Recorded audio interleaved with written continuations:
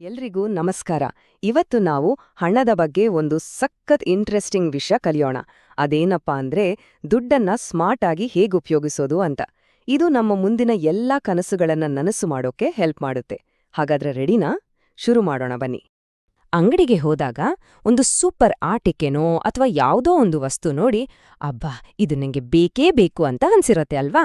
ಆಗ ಮನೆಯಲ್ಲಿ ದೊಡ್ಡೋರು ಸದ್ಯಕ್ಕೆ ದುಡ್ಡಿಲ್ಲ, ಸೇವ್ ಮಾಡಿದ್ರೆ ಆಮೇಲೆ ತಗೋಬೋದು ಅಂತ ಹೇಳಿರ್ಬೋದು. ಹಾಗಾದ್ರೆ ನಮಗೆ ಬೇಕಾದನ್ನ ಪಡ್ಕೊಳ್ಳಕ್ಕೆ ಹಣವನ್ನ ಸೇವ್ ಮಾಡೋದು ಮತ್ತೆ ಖರ್ಚು ಮಾಡೋದು ಹೇಗೆ? ಬನ್ನಿ ಒಟ್ಟಿಗೆ ಸೇರಿ ಕಲಿಯೋಣ. ಸರಿ, ಹಣದ ಜಗತ್ತಲ್ಲಿ ನಮ್ಮ ಮೊದಲ ಪಾಠ ಮತ್ತು ಬಹುಶಃ ಅತಿ ಮುಖ್ಯವಾದ ಪಾಠ ಅಂದ್ರೆ ಎರಡು ಪದಗಳ ನಡುವಿನ ವ್ಯತ್ಯಾಸವನ್ನ ಅರ್ಥ ಮಾಡ್ಕೊಳ್ಳೋದು. ಒಂದು ನಮ್ಗೆ ನಿಜವಾಗ್ಲೂ ಬೇಕಾಗಿರೋದು, ಇನ್ನೊಂದು ನಮ್ಗೆ ಆಸೆ ಆಗೋದು. ಇದನ್ನೇ ಅಗತ್ಯ ಮತ್ತು ಬಯಕೆ ಅಂತ ಕರೆಯೋದು. ನೋಡಿ, ಇದನ್ನ ಅರ್ಥ ಮಾಡ್ಕೊಳ್ಳೋದು ತುಂಬಾ ಸಿಂಪಲ್. ಅಗತ್ಯಗಳು ಅಂದ್ರೆ ನಾವು ಬದುಕೋಕೆ ಬೇಕೇ ಬೇಕಾಗಿರೋ ವಸ್ತುಗಳು, ಅಂದ್ರೆ ಊಟ, ನೀರು, ಇರೋಕೊಂದ್ ಮನೆ. ಇವುಗಳಿಲ್ದೆ ಆಗೋದೇ ಇಲ್ಲ. ಇನ್ನೊಂದ್ ಕಡೆ ಬಯಕೆಗಳು ಇವೆ, ಅಂದ್ರೆ ವಿಡಿಯೋ ಗೇಮ್ಸ್, ಹೊಸ ಹೊಸ ಆಟಿಕೆಗಳು. ಇವೆಲ್ಲ ಇದ್ರೆ ಸಖತ್ ಮಜಾ ಇರುತ್ತೆ, ಖುಷಿ ಕೊಡುತ್ತೆ. ಆದ್ರೆ ಇವು ಇಲ್ಲ ಅಂದ್ರೂ ನಾವು ಆರಾಮಾಗಿ ಬದುಕಬಹುದು ಅಲ್ವಾ? ಈ ಸಣ್ಣ ವ್ಯತ್ಯಾಸ ಗೊತ್ತಾದ್ರೆ ಸಾಕು, ಹಣದ ವಿಷಯದಲ್ಲಿ ನಾವು ಸೂಪರ್ ಹೀರೋಗಳಾದ ಹಾಗೆ. ಓಕೆ, ಹಾಗಾದ್ರೆ ನಮ್ಮ ಅಗತ್ಯಗಳನ್ನು ಪೂರೈಸಿ ಜೊತೆಗೆ ನಮ್ಮ ಆಸೆಗಳನ್ನು ಈಡೇರಿಸಿಕೊಳ್ಳೋಕೆ ನಮ್ಮ ಹತ್ರ ಇರೋ ಹಣವನ್ನ ಹೇಗೆ ಮ್ಯಾನೇಜ್ ಮಾಡೋದು? ಅದಕ್ಕೊಂದು ಸೂಪರ್ ಪ್ಲಾನ್ ಇದೆ. ಅದರ ಹೆಸರು ಬಜೆಟಿಂಗ್. ಬಜೆಟ್ ಅಂದ್ರೆ ಬೇರೇನೂ ಅಲ್ಲ, ನಮ್ಮ ಹಣಕ್ಕಾಗಿ ಒಂದು ಪ್ಲಾನ್ ಅಷ್ಟೇ. ನಮಗೆ ಎಷ್ಟು ಹಣ ಬರುತ್ತೆ ಅಂದ್ರೆ ಆದಾಯ, ಮತ್ತು ನಾವು ಎಷ್ಟು ಖರ್ಚು ಮಾಡ್ತೀವಿ ಅಂದ್ರೆ ವೆಚ್ಚ ಅಂತ ಲೆಕ್ಕ ಇಡೋದು. ಸಿಂಪಲ್ ಆಗಿ ಹೇಳೋದಾದ್ರೆ ಇದೊಂದು ಟ್ರೆಷರ್ ಮ್ಯಾಪ್ ಇದ್ದಾಗೆ, ನಮ್ಮ ಹಣವನ್ನ ಸರಿಯಾದ ದಾರಿಯಲ್ಲಿ ಕರ್ಕೊಂಡು ಹೋಗುತ್ತೆ. ಬಜೆಟ್ ಯಾಕ್ ಬೇಕು ಅಂತೀರಾ? ಮೊದಲನೇದಾಗಿ ನಮ್ಮ ಹತ್ರ ಇರೋದಕ್ಕಿಂತ ಜಾಸ್ತಿ ಖರ್ಚು ಮಾಡ್ದ ಹಾಗೆ ನೋಡ್ಕೊಳತ್ತೆ. ಎರಡನೇದು ಮತ್ತು ತುಂಬಾ ಮುಖ್ಯವಾದದ್ದು, ನಮ್ಮನ್ನ ಸಾಲ ಅನ್ನೋ ದೊಡ್ಡ ತೊಂದರೆಯಿಂದ ದೂರ ಇಡುತ್ತೆ. ಸಿಂಪಲ್ ಆಗಿ ಹೇಳ್ಬೇಕು ಅಂದ್ರೆ ನಮ್ಮ ಹಣದ ಬಾಸ್ ನಾವೇ ಆಗಿರೋಕೆ ಇದು ಸಹಾಯ ಮಾಡುತ್ತೆ. ಹಾಗಾದ್ರೆ ಈ ಸಾಲ ಅಂದ್ರೆ ಏನು? ಸಾಲ ಅಂದ್ರೆ ಬೇರೆಯವರಿಂದ ನಾವು ತಗೊಂಡಿರೋ ಹಣ. ಇದನ್ನ ನಾವು ಖಂಡಿತವಾಗಿಯೂ ವಾಪಸ್ ಕೊಡ್ಲೇಬೇಕು. ಈ ಸಾಲ ಅನ್ನೋದ್ರಿಂದ ದೂರ ಇರೋಕೆ ಬೆಸ್ಟ್ ಉಪಾಯ ಅಂದ್ರೆ ಹಣವನ್ನ ಸಾಲ ತಗೊಳ್ಳೋ ಬದಲು ಅದನ್ನ ಉಳಿತಾಯ ಮಾಡೋದು. ಸರಿ, ಹಾಗಾದ್ರೆ ಈ ಉಳಿತಾಯ ಮಾಡೋದಕ್ಕೂ ಸಾಲ ಮಾಡೋದಕ್ಕೂ ಇರೋ ದೊಡ್ಡ ವ್ಯತ್ಯಾಸ ಏನು? ಬನ್ನಿ ನೋಡೋಣ. ಉಳಿತಾಯ ಅಂದರೆ ನಮ್ಮ ಮುಂದಿನ ಕನಸುಗಳಿಗಾಗಿ ಈಗಿನಿಂದಲೇ ಸ್ವಲ್ಪ ಸ್ವಲ್ಪ ಹಣವನ್ನ ಎತ್ತಿಡೋದು. ಆದ್ರೆ ಸಾಲ ತಗೊಳ್ಳೋದು ಅಂದ್ರೆ ಈಗೇನೋ ಒಂದು ಬೇಕು ಅಂತ ನಮ್ಮ ಭವಿಷ್ಯದ ಹಣವನ್ನ ಈಗೇ ಬಳಸ್ಕೊಳ್ಳೋದು, ಆಮೇಲೆ ಅದನ್ನ ವಾಪಸ್ ಕೂಡ ಕೊಡ್ಬೇಕಾಗತ್ತೆ. ಇಲ್ಲಿ ಬಡ್ಡಿ ಅಂತ ಒಂದು ಮ್ಯಾಜಿಕಲ್ ಪದ ಬರುತ್ತೆ. ಬಡ್ಡಿ ಅಂದ್ರೇನ್ ಗೊತ್ತಾ? ನಾವು ಹಣ ಸಾಲ ತಗೊಂಡ್ರೆ ಅದಕ್ಕೆ ನಾವು ಕಟ್ಟಬೇಕಾದ ಎಕ್ಸ್ಟ್ರಾ ಚಾರ್ಜ್. ಆದ್ರೆ ಅದೇ ನಾವು ಹಣವನ್ನು ಉಳಿಸಿದ್ರೆ ನಮಗ್ ಸಿಗೋ ಎಕ್ಸ್ಟ್ರಾ ಹಣನೂ ಇದೇ ಬಡ್ಡಿ. ಇದು ನಿಜವಾಗ್ಲೂ ಒಂದು ಮ್ಯಾಜಿಕ್ ಇದ್ದ ಹಾಗೆ. ಗೊತ್ತಾ, ಈ ಬಡ್ಡಿ ಅನ್ನೋದಕ್ಕೆ ಎರಡು ಮುಖ ಇದೆ.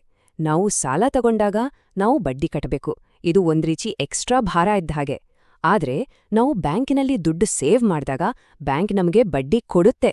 ಅಂದ್ರೆ ನಮ್ಮ ದುಡ್ಡು ಸುಮ್ನೆ ಕೂತ್ಕೊಂಡೆ ಇನ್ನೂ ಜಾಸ್ತಿ ದುಡ್ಡು ಮಾಡ್ತಿದೆ ಅಂತಾಯ್ತು. ಎಷ್ಟ್ ಚೆನ್ನಾಗಿದೆ ಅಲ್ವಾ?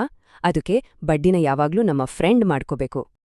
ಸರಿ, ನಾವು ಸೇವ್ ಮಾಡ್ತಾ ಇರೋ ಈ ಹಣವನ್ನ ಎಲ್ಲಿ ಸೇಫಾಗಿ ಇಡೋದು? ಉತ್ತರ ತುಂಬಾ ಸಿಂಪಲ್, ಬ್ಯಾಂಕ್ ಖಾತೆಗಳಲ್ಲಿ. ಬ್ಯಾಂಕ್ನಲ್ಲಿ ಮೇನ್ ಆಗಿ 2 ಥರದ ಅಕೌಂಟ್ ಇರುತ್ತೆ. ಒಂದು ಉಳಿತಾಯ ಖಾತೆ, ಅಂದ್ರೆ ಸೇವಿಂಗ್ಸ್ ಅಕೌಂಟ್. ಇದು ನಮ್ಮ ಹಣಕ್ಕೆ ಒಂದು ಮನೆ ಇದ್ದ ಹಾಗೆ. ಅಲ್ಲಿ ನಮ್ಮ ಹಣ ಸೇಫ್ ಆಗಿರುತ್ತೆ, ಜೊತೆಗೆ ಬಡ್ಡಿ ಗಳಿಸಿ ಬೆಳೀತಾ ಇರುತ್ತೆ. ಇನ್ನೊಂದು ಚಾಲ್ತಿ ಖಾತೆ, ಅಂದ್ರೆ ಚೆಕಿಂಗ್ ಅಕೌಂಟ್. ಇದು ನಮ್ಮ ಪರ್ಸ್ ಇದ್ದ ಹಾಗೆ. ದಿನ ಖರ್ಚು ಮಾಡೋಕೆ ಇದರಿಂದ ಡಬ್ಬು ತಗೋಬಹುದು, ಆದ್ರೆ ಸಾಮಾನ್ಯವಾಗಿ ಇದಕ್ಕೆ ಬಡ್ಡಿ ಸಿಗಲ್ಲ.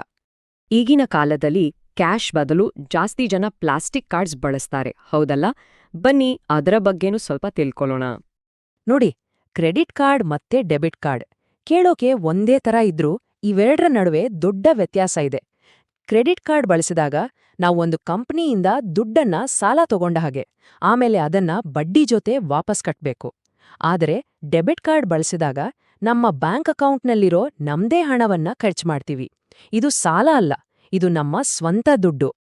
ಸರಿ, ಇಷ್ಟೆಲ್ಲ ಕಲ್ತ ಮೇಲೆ ಒಂದು ಚಿಕ್ಕ ಗೇಮ್ ಆಡಿದ್ರೆ ಹೇಗಿರುತ್ತೆ? ನಾನು ಕೆಲವು ಪ್ರಶ್ನೆ ಕೇಳ್ತೀನಿ, ಉತ್ತರ ಏನು ಅಂತ ನೋಡೋಣ. ರೆಡಿನಾ? ಮೊದಲನೆಯ ಪ್ರಶ್ನೆ, ಇದು ಸರಿನಾ ಅಥವಾ ತಪ್ಪಾ ಹೇಳಿ. ಚಾಲ್ತಿ ಖಾತೆ ಮತ್ತು ಉಳಿತಾಯ ಖಾತೆ ಎರಡೂ ಹೆಚ್ಚು ಕಡಿಮೆ ಒಂದೇ ಥರ? ಉತ್ತರ ತಪ್ಪು. ನೆನ್ಪಿದ್ಯಲ್ಲ? ಉಳಿತಾಯ ಖಾತೆ ಅಂದ್ರೆ ಸೇವಿಂಗ್ಸ್, ದುಡ್ಡುಳಿಸೋಕೆ, ಬಡ್ಡಿ ಗಳಿಸೋಕೆ. ಚಾಲ್ತಿ ಖಾತೆ ಅಂದ್ರೆ ಚೆಕಿಂಗ್, ಖರ್ಚ್ ಮಾಡೋಕೆ. ಓಕೆ, ಮುಂದಿನ ಪ್ರಶ್ನೆ. ಈ ಖಾಲಿ ಜಾಗವನ್ನ ತುಂಬಿ ನಮ್ಮ ಹಣವನ್ನ ಮ್ಯಾನೇಜ್ ಮಾಡೋ ಪ್ಲಾನ್ಗೆ ಡ್ಯಾಶ್ ಅಂತ ಹೇಳ್ತಾರೆ. ಬಜೆಟ್. ಕರೆಕ್ಟ್ ಉತ್ತರ. ಅದ್ಭುತ. ಹಾಗಾಗಿ ನಾವು ನೆನಪಿಡಬೇಕಾದ ಒಂದು ಮುಖ್ಯವಾದ ವಿಷಯ ಇದೆ. ಹಣದ ಬಗ್ಗೆ ಈಗಲೇ ನಾವು ಕಲಿಯೋದು ಮುಂದೆ ನಮ್ಮ ಜೀವನದಲ್ಲಿ ಒಳ್ಳೊಳ್ಳೆ ನಿರ್ಧಾರಗಳನ್ನ ತಗೊಳ್ಳೋಕೆ ಸಹಾಯ ಮಾಡತ್ತೆ. ಇದು ಫ್ಯೂಚರ್ಗಾಗಿ ನಾವು ಕಲಿಯೋ ಒಂದು ಸೂಪರ್ ಪವರ್ ಇದ್ದ ಹಾಗೆ. ಹಾಗಾದ್ರೆ ಕೊನೆಯದಾಗಿ ಒಂದು ಪ್ರಶ್ನೆ. ಇಷ್ಟೆಲ್ಲ ತಿಳಿದುಕೊಂಡ ಮೇಲೆ ಯಾವುದಕ್ಕಾಗಿ ಹಣ ಉಳಿಸೋಕೆ ಶುರು ಮಾಡಬಹುದು? ಒಂದು ಹೊಸ ಸೈಕಲ್ಗೋಸ್ಕರನಾ ಅಥವಾ ಒಂದು ಹೊಸ ವಿಡಿಯೋ ಗೇಮ್ಗೋಸ್ಕರನಾ? ಇವತ್ತೇ ಒಂದು ಗುರಿ ಇಟ್ಕೊಳ್ಳಿ.